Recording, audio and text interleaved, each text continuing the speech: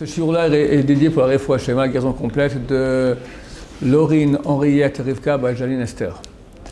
Ok, la question de David. Alors, est-ce que quand une personne a fait une faute, il y a une répercussion spéciale qui atteint le corps par rapport à la faute? Le corps. Éventuellement. Ok, il faut expliquer c'est quoi une faute, il faut expliquer quelle est la relation qu'il y a entre la faute et le corps.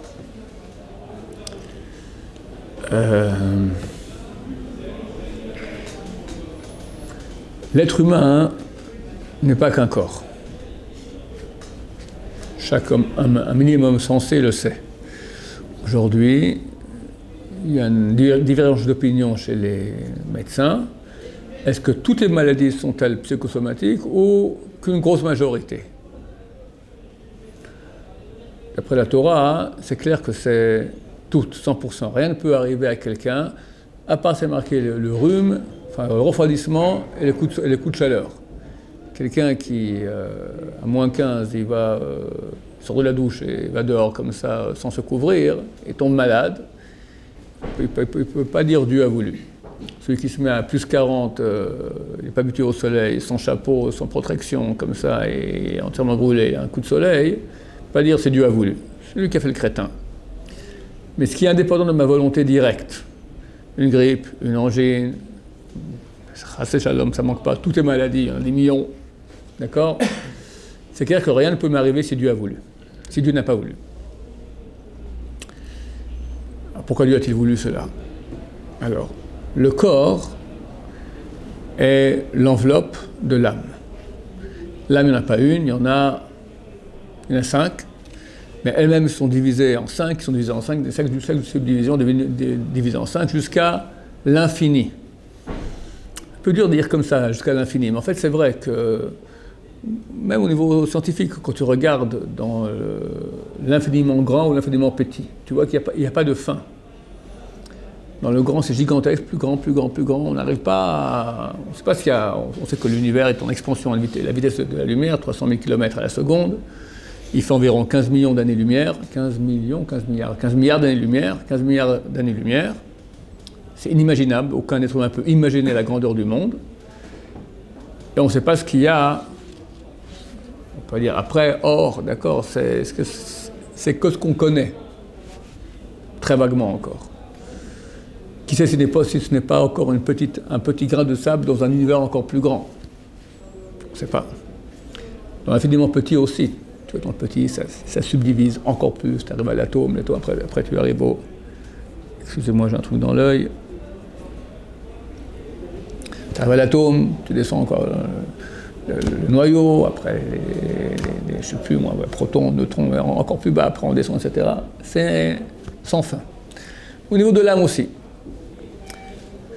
Et tout cela est relié à Hachem. Tout en haut, notre âme est dans Hachem. Chelek Eloka Mimal, partie de Dieu, âme divine. Si le flux de Dieu descend de façon entière, complète, comme il se doit, je ne peux pas tomber malade. Impossible.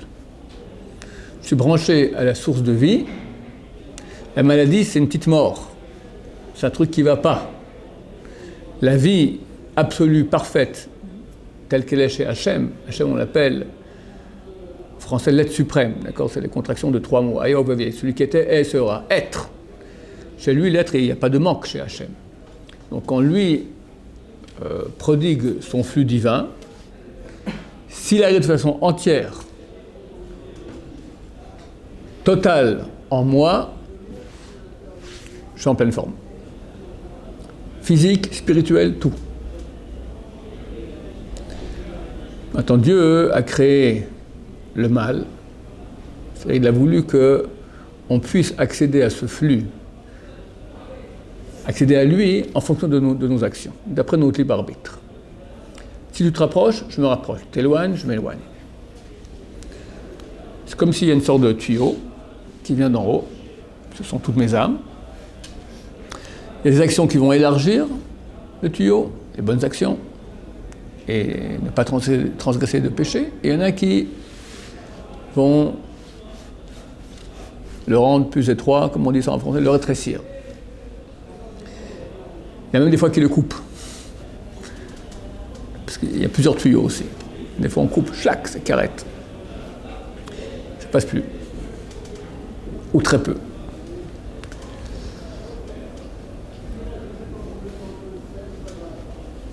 Alors, qu'est-ce qui se passe quand il y a moins de flux? D'abord, pourquoi Dieu a fait ça? Il a voulu qu'on ait un libre arbitre. Qu'en fonction de nos actions, que nous décidons de faire ou pas, alors on pourra se brancher à lui, ou plus ou moins.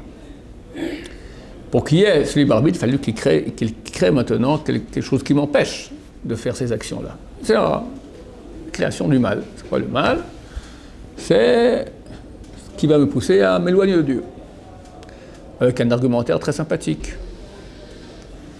Les filles, éclate-toi, arrête de te tenir la tête avec ces histoires-là, kiffe ta vie, on a des pulsions, Arrête avec ces trucs spirituels, il faut bien vivre dans ce monde, et il faut, etc., et un statut social, et de l'argent, et du pouvoir, et voilà. Très intéressant comme argumentaire. Tu vas parler à des parties que Dieu a mis en nous, plutôt basses, corporelles souvent. Et il y a une autre partie qui est plus branchée à Hachem, qui me dit non, ayons un sens à notre vie. Sois dans le vrai. Réalise-toi vraiment. Pas dans ces petites choses-là que les chiens font mieux que toi. Donc on a un libre arbitre, en gros. Maintenant, à mesure que je vais faire le bien, j'élargis le tuyau du flux et ça descend. Alors qu'est-ce qui se passe quand ça descend? Au niveau de mon être intérieur, je vais mieux. Et vu que les maladies sont psychosomatiques, comme mon être intérieur va bien, le corps va bien aussi. Les deux sont liés. Psychosomatique, c'est du grec psyché qui signifie âme, soma signifie corps. Relation entre l'âme et le corps. Quand l'âme va bien, le corps va bien. Et d'après la médecine, vu que la majorité ou toutes les maladies sont psychosomatiques, on arrive à un paradoxe bizarre, que la médecine n'y connaît rien dans l'âme, mais rien de rien. Oui, dernièrement, j'ai vu aujourd'hui, ils ont fait un contraste, un article, ils ont fait une étude comme quoi la prière, ils ont pris un échantillonnage de personnes, 1000 personnes qui prient, d'autres qui ne prient pas, etc. On voit qu'il y a des résultats positifs à la prière. Et ils commencent à comprendre qu'il y a quelque chose d'autre que le physique, en tant que physique, et rien de plus. Mais il y a encore du chemin à faire. En tout cas, jusqu'à aujourd'hui, la médecine classique, on va dire, ne soigne que le symptôme. Or, tu es d'accord avec moi que c'est qu'un symptôme. Il y a une cause qui est dans le psyché, qui s'exprime par un symptôme dans le corps. Alors tu prends une pilule, hop, il n'y a plus de symptômes. Mais le problème dans le psyché, il est toujours là. On ne l'a pas réglé. La Torah va nous permettre de régler le problème dans le psyché. Parce que toute la Torah, absolument toute, sauf une mitzvah qui me dit protège ton corps, gardez votre corps en bonne santé. Les 612 autres mitzvot ne concernent que l'âme. Que l'âme. Donc quand j'étais jeune, on disait c'est bien de ne pas manger du porc parce que c'est mauvais, le porc pour la santé, machin, le lait, la viande, ça se digère pas très bien, les crustacés non plus, c'est des bêtises. Dans le temps, pour faire du feu, il fallait être avec des silex, aujourd'hui avec la lumière on peut allumer, d'accord, tous ces trucs des gens ignares qui racontent sur la Torah. Le Talmud lui-même, il dit, ne dis pas que le porc n'est pas bon, il est bon. Mais Dieu l'a interdit. Ça veut dire qu'il n'y a pas de raison physique à cela, il est bon. Mais, mystiquement, je ne peux même pas dire psychologiquement, d'accord, au niveau de l'âme, ce n'est pas la psychologie que nous connaissons, au niveau du psyché, l'âme, d'accord, au niveau mystique. Non, ça détruit. Et pas tous. Un non-juif, il a un certain type d'âme, une femme un certain type d'âme, un homme un certain type d'âme, un Cohen un certain type d'âme, un Lévi un certain type d'âme. Chacun, en fonction de ce qu'il a, il a un certain type d'âme qui a un autre fonctionnement, c'est clair. Ça, c'est en gros. Après, il y a aussi nous, chacun dans sa vie privée. D'où vient sa source d'âme. Donc, il a d'autres jobs à faire.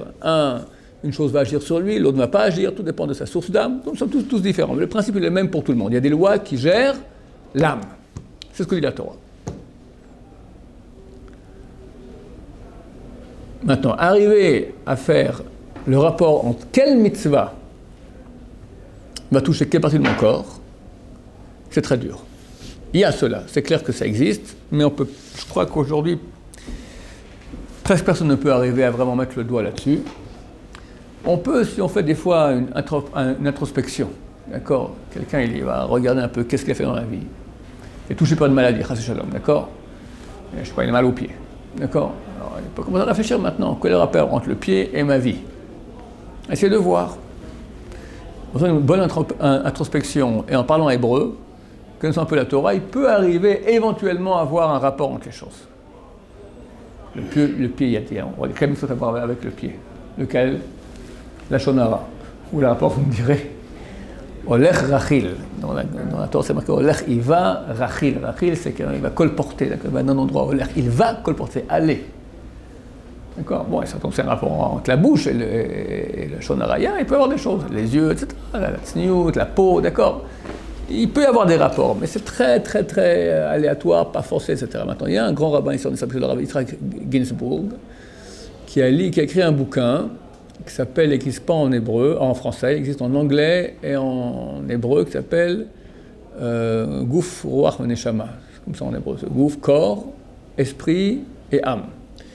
Et là, j'ai pas lu ce livre, ma femme l'a lu, elle aime beaucoup cet auteur-là, et bon, c'est très profond, et il met des rapports entre les choses. C'est assez kabbalistique comme ça, et il met un rapport entre, qu'il pourrait y avoir. C'est pas un tour de baguette magique, tu prends maintenant tu prends le nom de la maladie, hop, tu vois la mitzvah qui correspond. C'est plus compliqué, plus profond. Bon, en général, la souffrance, elle a comme but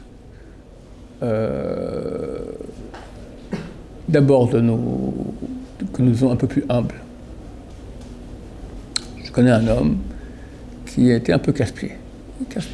Il sait tout sur tout, et on ne peut pas lui dire jamais rien, etc. Il a réussi à ramasser le pauvre une maladie terrible, d'un coup, comme ça, il a failli y passer. Mais depuis, il est beaucoup plus facile à vivre. Il est plus humble. La souffrance, ça baisse ton kéké un peu, comme ça. Ensuite, forcément, vu qu'on ne peut rien faire, on commence à lever les yeux vers Dieu. C'est le but, en gros, des souffrances, c'est se rapprocher de Dieu. C'est un tremplin. Il y en a qui, au contraire, ne comprennent pas et rejettent. Pourquoi Dieu me fait ça? Et je ne comprends pas. Bon, c'est des gens qui ont très peu de émoulins. Parce qu'on a beaucoup d'émoulins, on comprend que Dieu ne peut vouloir que notre bien. Et s'il y a une souffrance qui vient, bon, je dis, moi je ne souffre pas, Baruch Hashem, enfin, pour le moment, c'est ce que je vous parle, Baruch Hashem, et que jusqu'à 120 ans. D'accord, Baruch Hashem, bien, il n'a pas de fou. Alors, qu'est-ce que je disais? Pourquoi je suis parti là-dessus? C'est facile de parler. Chas Shalom, quand on connaît une souffrance, c'est pas facile, c'est un travail à gérer, à rester en émouna, au contraire. Et les gens, pour qui c'est un tremplin. On avait un avrech ici, dont la femme a ramassé cette maladie, elle avait 4 ou 5 enfants, 2-3 ans elle s'est battue, puis elle est décédée. Ma femme, encore une autre femme, se sont occupées d'elle au niveau du coaching dans la maladie, etc. Et elle est arrivée à des niveaux de spiritualité absolument effarant. D'ailleurs, elle a écrit une petite brochure qui s'appelle Le Journal de Déborah, je le recommande beaucoup. C'est incroyable. Comment un être humain peut arriver à ça. Son mari m'a dit qu'à la fin, les deux, ils ne parlaient pas. C'est tout le temps en télépathie. Ils parlaient en télépathie. Un type normal, un bal chouva, frère, tout ça, elle aussi, ils ont fait extraordinaire. Bon, à la fin, elle est malheureuse, d'accord. Mais je ne sais pas où elle est dans la Maba. Je ne sais pas si un jour on pourra voir dans quelle maison on se trouve dans la Maba, tellement elle est... Hachem ne fait jamais rien pour le mal. Quand on souffre, il faut savoir. Hachem gère tout. Rien ne peut m'arriver si Dieu n'a pas voulu. Dieu est infiniment bon et infiniment juste. Ah, où est l'erreur? Pourquoi je souffre? L'erreur, c'est que je ne comprends pas pourquoi. L'erreur, c'est que je ne vois pas toute l'image entièrement. Je vois 1 millimètre, 2 millimètres d'un... C'est quoi la Maba? Infini.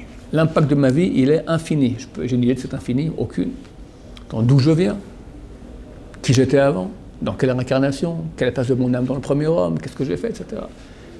On manque de tellement de paramètres.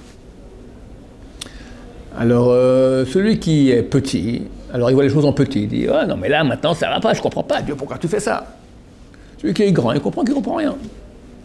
Alors au contraire, il fait un travail d'abnégation, d'humilité, de ce rapprochement de Dieu. Et c'est d'habitude la raison pour laquelle Dieu envoie la souffrance. D'accord, la souffrance en soi, déjà, elle répare. Peut-être qu'on va en parler un peu pourquoi elle répare. Mais à part ça, elle a un effet sur moi c'est un tremplin de se rapprocher d'Hachem, très très grand. Donc ça c'est en gros. Maintenant, si Dieu m'a envoyé à quelqu'un une maladie là ou là ou là, c'est certain qu'en faisant, il y a de fortes chances qu'en faisant un travail d'introspection et de voir qu'est-ce que j'ai dans ma vie, qui, quoi, comment, pourquoi, hein, je pense qu'on peut arriver à voir des choses.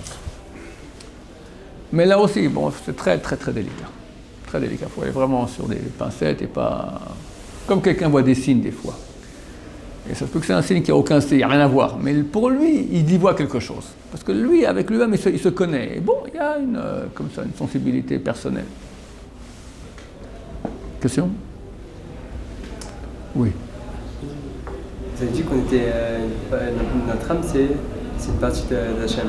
J'ai beaucoup de mal à comprendre. Il a créé ou c'est une partie de lui? J'ai du mal à comprendre que notre âme, c'est une partie d'Hachem. Moi, c'est quelque chose qu'il a créé, mais une partie de lui en nous, c'est du mal à comprendre ça. D'abord, je sais pas, parce que où est ça la veut dire question? quoi, on est des petits dieux, quoi.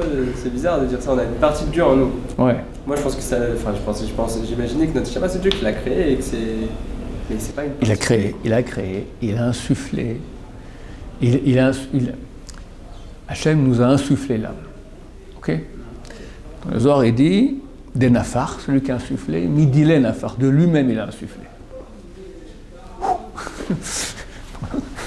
Il a mis de lui en nous. Où est le problème? Je sais pas, c'est bizarre. Il n'est pas un Hachem.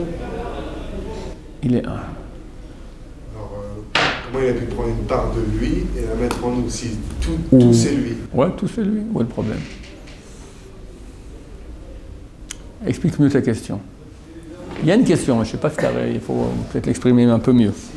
S'il est tout, comment il peut prendre une part de tout, qui est une seule chose, et en faire une partie? S'il est tout, si tout... Non, mais la partie, elle n'est pas séparée de lui. Un doigt, c'est une partie. C'est pas qu'il a pris une partie, il a jeté, il a enlevé de lui et il te l'a donné. On est tous branchés à Hachem. Bon, Hachem, c'est tout. Je veux dire, comment dire? Effectivement, Hachem, c'est tout. Tout ce que je vois, c'est Hachem. Maintenant, il a mis des écrans pour cacher cela. Donc, il est là, partout. Il a mis des écrans pour cacher cela. On a l'impression qu'il y a la table. Parce que même la physique, elle te dit ça. En un temps, on croit qu'il y avait une table. On ne voyait pas de table. Il y a de l'énergie. On voit des atomes. C'est quoi les atomes? De l'énergie. Pas de matière. Tout est énergie. Alors c'est quoi l'énergie? C'est Hachem. Enfin, ça vient d'Hachem. C'est une expression d'Hachem.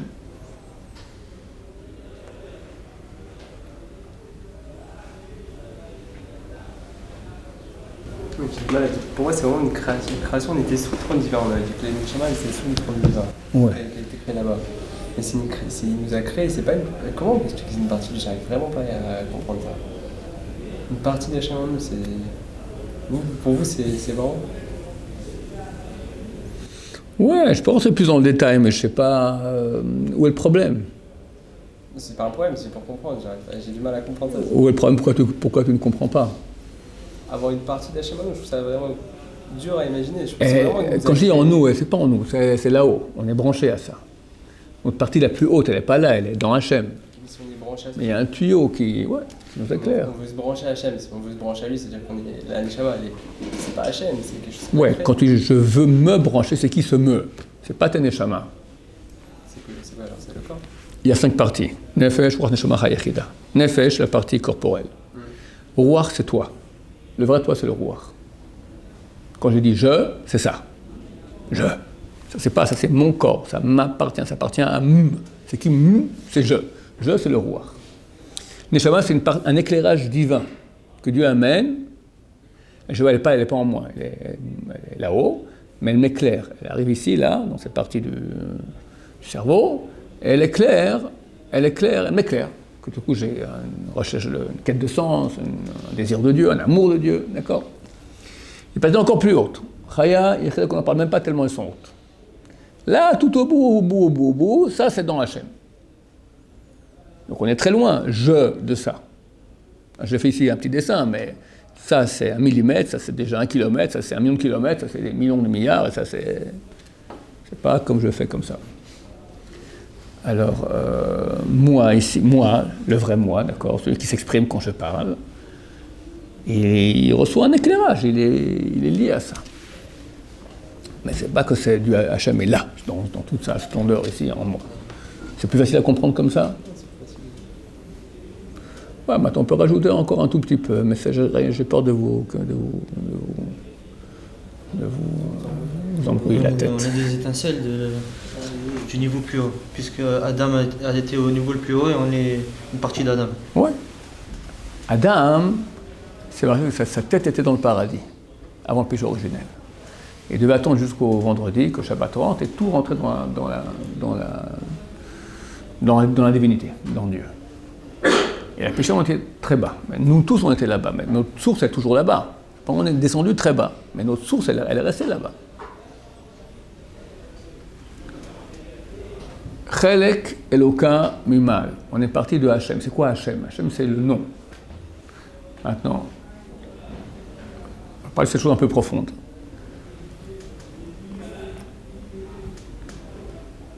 Hachem, il a un nom.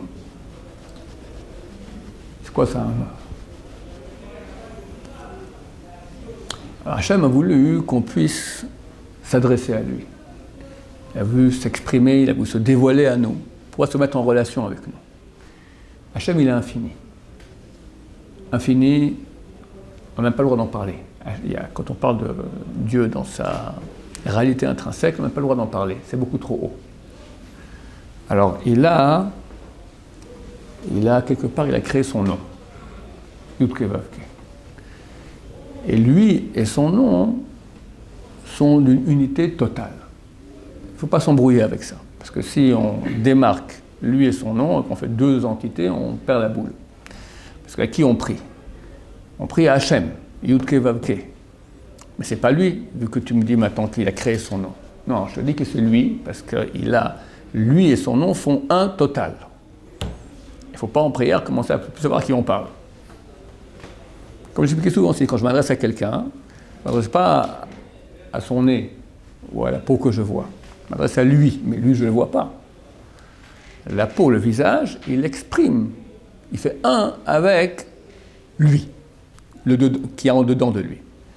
Maintenant, l'unité qu'il y a entre mon visage et mon moi, qui s'exprime par le visage, elle n'est pas du tout unie par rapport à l'unité qu'il y a entre Dieu et son nom. Parce que l'unité qu'il y a entre Dieu et son nom, elle est absolument totale, complète. C'est un peu facilité de dire que nous, on n'est pas dans la source de son être, dans sa vérité intrinsèque. On provient de Yud-Keh Vav-Keh. C'est quand même pas mal. C'est Hachem, c'est Hachem. C'est Hachem, c'est Hachem, laisse tomber, c'est Hachem. Voilà. C'est Hachem. C'est Hachem. Pourquoi ils disent que son nom va devenir Yud-Keh, Yud-Keh? Pardon? Pourquoi ils disent que son nom va devenir Yud-Keh, Yud-Keh? Je suis pas au courant de ça. Après, Amalek. Hein? Yud-Keh Vav-Keh. ils disent qu'après ma chair, son nom va transformer. Je suis pas au courant. Vous n'avez pas dit qu'il manque un nom à Ça m'étonnerait, la Hachem avec vérité. Ça m'étonnerait. Ça se peut, je sais pas, je ne connais pas, mais bon. Hein? Vous n'avez pas dit que... C'est Yud-Keh, il manque Vav-Keh. Ah, bon, Voilà. Des questions sur le sujet? Oui? Moi, c'était par rapport au sujet. Mais par exemple, ceux qui ont des maladies pathologiques, des maladies de naissance, des maladies généalogiques, Alors, qu'ils n'ont même pas eu le temps où est la question? de faire l'erreur pour avoir... Et qu'est-ce que j'ai dit? J'ai dit que nous, on voit un petit truc comme ça. On voit depuis le jour de la naissance jusqu'à la mort. C'est rien par rapport à l'infini. Qui était avant de venir sur Terre? Ce jeune homme-là qui est né complètement misken. Qui était-il? Tu sais, toi? Mais il existait. Cet être qui est né, aujourd'hui est né un petit enfant qui sera malade toute sa vie. Il n'a pas de tube digestif, il faudrait lui mettre un plastique à la place. Donc, il a ça dans son nez toute sa journée, toute sa vie, il mangera du yogourt. Où est la justice de Dieu? Il n'a rien fait. C'est ta question. Je dis, mais qui était-il là avant de naître? Peut-être était déjà une incarnation. peut-être 30 fois réincarné. Peut-être qu'il avait une boucherie. Et il vengeait à tout le monde de la viande soi-disant cachère. Et c'était pas de la viande cachère. Il doit réparer le tube digestif, par exemple. D'accord, qu'est-ce que j'en sais? C'est dur d'accepter qu'à cause de quelque chose... C'est lui, c'est lui. Mais- Ah, bien sûr. Ta question, hein, c'est dur. Si Hachem était bon, bah, qu'il nous montre pourquoi. Alors, c'est bien que tu poses la question. Pourquoi la souffrance, elle répare? J'en ai parlé très souvent ici. Parce que lorsque j'ai le choix entre suivre mes pulsions corporelles, on va dire, ou de mes mauvais traits de caractère, paresse, envie, etc., et l'éclairage de Dieu, pour suivre l'éclairage de Dieu, je dois faire un effort. Le corps, il ne veut pas. Le corps, par définition, donne-lui du cocotier, un hamac, la belle vie. Et on dit non, mon cher ami, au boulot. Gmara. Prier. Ça c'est bon, on ne peut pas toucher. Ça c'est bon, pas manger. Tu veux manger? Bracha avant. Bracha après. Enfin, une vie dure. Le corps, il n'aime pas ça. Le corps, il veut rien. Rien de tout ce qui est divin. Il veut que le matériel. Si nous faisons l'effort de maîtriser ce corps, ce cheval, on va le dompter. Alors, il va devenir maintenant l'ustensile, l'outil par lequel je peux servir Hachem. Sans cheval, je ne peux rien faire, il me faut un cheval. Pour ça, il faut il doit s'écraser, c'est un effort. Il n'est pas d'accord. Et c'est un effort très difficile. Tous les matins, il faut se lever du lit, le cheval. Maintenant, il commence à prier, il pense à autre chose. Il pense à des prairies, à du galop. Non, moi, je pense à Hachem. Bon, maintenant, on peut aller faire un petit tour. Non, à la Gemara. Maintenant, je vais aller dormir. Non. Etc., etc. C'est un travail. Effort égale souffrance. Exactement la même chose. Simplement, la souffrance, c'est beaucoup, l'effort, c'est moins. Mais se lever le matin, quand on est très fatigué, c'est une souffrance, d'accord? C'est un effort. Effort, souffrance, c'est la même échelle, exactement. Quelqu'un qui a démissionné, qui n'a pas fait ce qu'il devait faire, il arrive à la Maba, c'est un zéro, il a tout raté. Il a investi toute sa vie divine que lui a donnée pour rien, pour moins bien qu'un chien. C'est terrible. C'est un raté infini. C'est un raté infini. Infini. Il n'y a pas de plus grand raté que ça. C'est terrible de terrible. Pas besoin de voir un enfer avec des chaudrons et des diablotins qui tournent avec les chaudrons, d'accord? Rien que penser que tu as raté dans l'infini, c'est pas des millions de milliards, c'est infini. C'est inimaginable le dommage que c'est. Le gâchis. Quand Dieu aime quelqu'un, il va essayer un peu d'amoindrir les dégâts. Qu'est-ce qu'il va faire? Il va dire, la souffrance que tu aurais dû, les efforts que tu aurais dû produire, je vais te les faire produire. Redressement fiscal. Sale maladie. Divorce déchirant. Accident de voiture à 150 km/h. Hachem Ishma, ça ne manque pas. AVC, et tout ce que tu veux. Souffrance. Cette souffrance-là, elle vient pallier ce que j'ai dû faire. Ce que je le fais. En fin de compte, j'ai souffert, donc ça me revient. La seule chose qui me revient vraiment dans la vie, c'est ce que j'ai souffert. Quelqu'un, il est intelligent, il est bon, qu'est-ce que j'en sais, il a des tas de qualités, il a fait beaucoup de choses dans sa vie. Grâce à quoi il a fait? Aux qualités que Dieu lui a données. Donc il y a pour rien. Alors pourquoi il a droit à quelque chose? L'effort qu'il a fourni. C'est là où lui intervient. Lui, que j'ai dit maintenant, il y a Rouach. Moi, c'est la guerre entre le Nefesh qui me tire vers le bas et la Neshama qui porte vers le haut. Et moi, je suis au milieu. Rouach, c'est un vent. Allez, Yeshiva, allez, non, je pars en vacances. Yeshiva, non, je pars en vacances. Yeshiva, je pars en vacances. Je deviens fou, d'accord? Qu'est-ce que je fais? Tu es aussi. Ça, c'est toi. Tu choisis, tu es. Quand tu choisis, tu es. Le type a démissionné. Alors, il dit, t'aurais dû aller là, mais c'est un effort énorme. Je ne l'ai pas fait. Alors, l'effort que j'aurais dû faire, Dieu me le fait faire. Malgré moi. Alors, je peux dire, j'ai fait. La seule chose que tu me dis que je fais dans le monde, c'est les efforts que je fais. Je les ai faits, j'ai souffert. C'est vrai que je n'ai pas souffert pour faire la mitzvah, mais j'ai souffert quand même. Donc, j'ai droit à quelque chose. Il a droit. Quelle était la question? Pourquoi c'est dur d'accepter que à cause Ah, très bien. Maintenant, le type de coup, tout va bien dans le meilleur du monde, tac, redressement fiscal, maladie terrible, et puis bon, c'est un bon juif, il n'a rien fait, d'accord, je comprends pas. S'il comprenait, mon cher ami, regarde, c'est pas simplement ta vie ici que tu n'as pas fait l'effort, mais regarde qui t'étais dans la réincarnation d'avant, et encore avant, ça fait 20 réincarnations, depuis l'an 0, d'accord, t'es un nul, tu fous rien, maintenant Mashiach il arrive, et c'est la fin. Alors qu'est-ce que tu veux? Ah ben allez-y. Quelqu'un qui a mal aux dents, il a une infection dans le nerf. Il va chez le dentiste, au Sénégal. Et il n'a plus de piqûre anesthésiante. Mais s'il ne s'occupe pas de ça, dans 2-3 jours, il peut crever avec une infection. Alors qu'est-ce qu'il fait? Ben allez-y.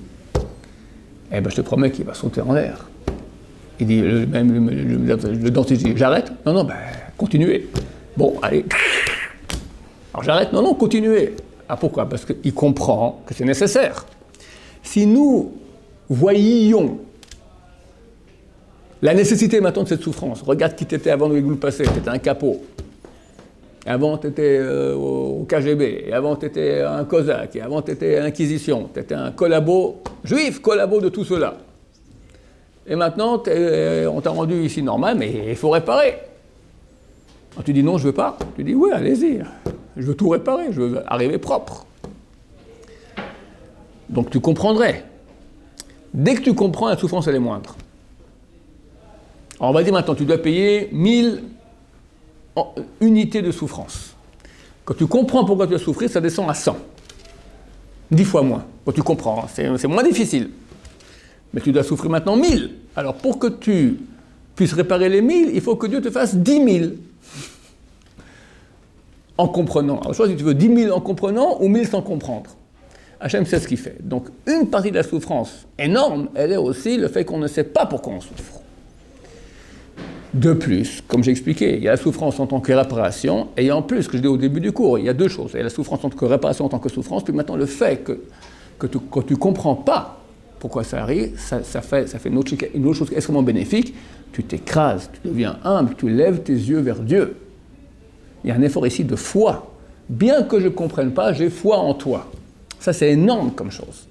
Et ça ne peut se faire que si j'ignore les raisons de la souffrance. Donc Dieu a bien fait que ce soit inconnu. Bon, dans un chemin, il n'y aura pas de souffrance, oui. Ça veut dire qu'en fait, depuis la création, en gros, on souffre indépendamment, entre guillemets, de nous. Si. Il y a pas de... Adam, c'est toi. Il a fauté. Adam, c'est toi. Toi, tu étais dans Adam. Il n'y a pas d'injustice. Il n'y a pas un type qui est né pour souffrir. Ça n'existe pas un truc pareil. Dieu est complètement bon et juste. Alors, pourquoi on souffre? Parce qu'on était, nous, le premier homme, puis on a vu le fruit qui était très très bon, et Dieu nous dit non, quand même, j'y vais. Et boum, badaboum, il faut réparer. Tu étais toi là-bas. Et moi aussi. Des fois, c'est capara. Oui, mais capara, j'ai expliqué maintenant pourquoi capara, pourquoi c'est une expiation. Parce qu'on n'a pas fait les efforts qu'on devait faire. Quand on revient au Gilgoul, je sais pas si on doit réparer quelque chose. Impossible qu'on revienne dans Gilgoul, pas pour réparer. Je comprends pas comment ça se fait que j'ai entendu que Moshe Rabbeinu, il y a eu des Gilgoulim sur Yuda, Moshe Rabbeinu. Oui, ça c'est autre chose. Ça, il y a certaines... D'abord, il se peut qu'il vient pour réparer d'autres. Des fois, il manque, d'accord, il manque encore des choses. Et puis, quand on monte aussi très très très haut, alors au bout d'un moment, j'ai pas tellement le temps d'en parler, mais en 2 mots. Rabbeinu Hari, qu'est-ce qu'il avait dit? Bon, on va pas rentrer dans le détail, mais plus tu montes, plus tu te rapproches de la sainteté dans le monde à venir, plus il faut être super pur. Dans des choses qui sont appelées des mitzvot dans un certain monde, au bout d'un moment, elles deviennent une avéra. Tu as étudié la Torah, mais tu n'as pas fait maintenant en tant que par amour d'Hachem, tu as fait pour Tamid Chacham, pour que tu aies un statut social. Bon, là, ça passe, mais là, ça passe plus. Puis là, ça devient carrément, tu es un rachat de faire une chose pareille. Plus on s'approche, plus la barre elle est haute. Tu montes. Au bout d'un moment, tu dis, là, ça va plus. Il me faut maintenant, je dois faire les choses mieux. Le seul moyen d'arranger, revenir ici, sur Terre. Il y a d'autres choses, le hibour, etc. Maintenant, il y a aussi, c'est aussi une notion qui existe, des gens qui viennent, c'est pas en Gilgoul, mais ils reviennent. Après, je dis qu'il n'y a pas de Gilgoul sans faute, mais il y a quelques gens qui reviennent, néanmoins, pour aider Am Israël. Ça arrive. Il y a des Neshamot qui se proposent de façon volontaire de revenir sur terre pour aider Am Israël. C'est Gdolim qu'on a aujourd'hui. Je ne suis pas kabbaliste qui quoi, comment, donc, où. Mais il y a des Neshamot comme ça. Je crois que c'était Ben Yehuda, Ben Yehuda, un des grands. Bon, il y a des Neshamot comme ça qui reviennent pour aider Am Israël. Ok, Baruch Hashem, bientôt tout est fini. Il faut faire Tchouva.